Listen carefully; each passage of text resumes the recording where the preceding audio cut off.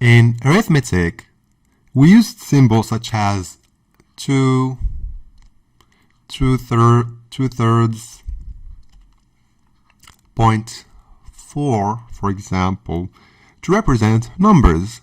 And these numbers can actually form what we call numerical expressions, such as 2 plus 4 equal 6, and 5 multiplied by 2 equal 10.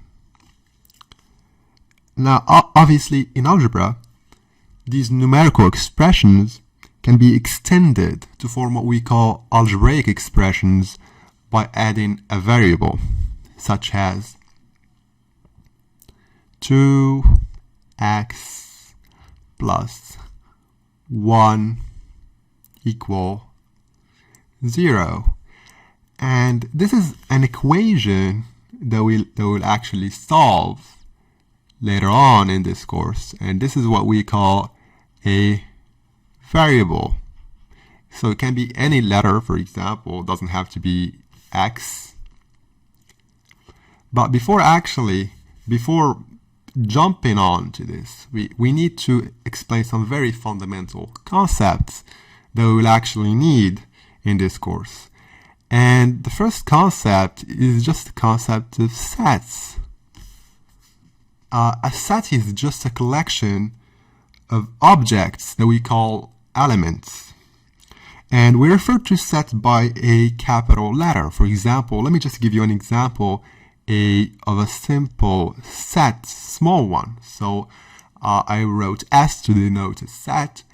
And here I have 0, 1, and 2. This is an example of a set of 3 elements, 0, 1, and 2. So let me just give you another example. So here I have the set of whole numbers that we refer to with this Z by adding a little plus symbol there. So it is just 0, 1, 2. And instead of writing all the numbers, we can actually indicate a pattern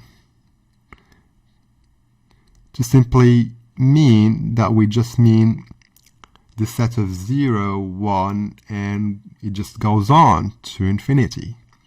We can also, if I, for example, use the same pattern to say I have here, for example, a set, let's just call it T, and I have here 1, 2, and I may just yeah. So this is just the set of numbers from or integers from 1 to 10. Actually, in many, let me just add a line here just so I can better explain this, because I need some space. And yep, that's good. So in many discussions, actually, we'll be dealing only with elements of a certain fixed set. Say U, for example. U provides a context, actually. It is called the universal set. U is the universal set. Say, for example, let me just move here to this side. Say, for example, I have a small set of 1, 2, 3, 4, and 5. And I want to write this in another form. And this is a form that is very important because we will actually encounter this form very often. So this set can be written like this. So I used the braces. So these are called the braces, okay, of a set. So n in Z such that n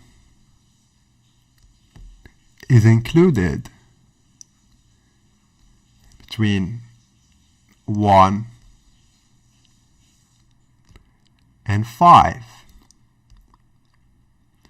And I close this set here. Now, this symbol means such that. It is very important to remember.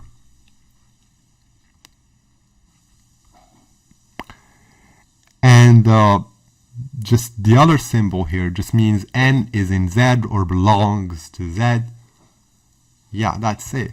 So here actually the universal set that we used as a context is Z, the set of all integers.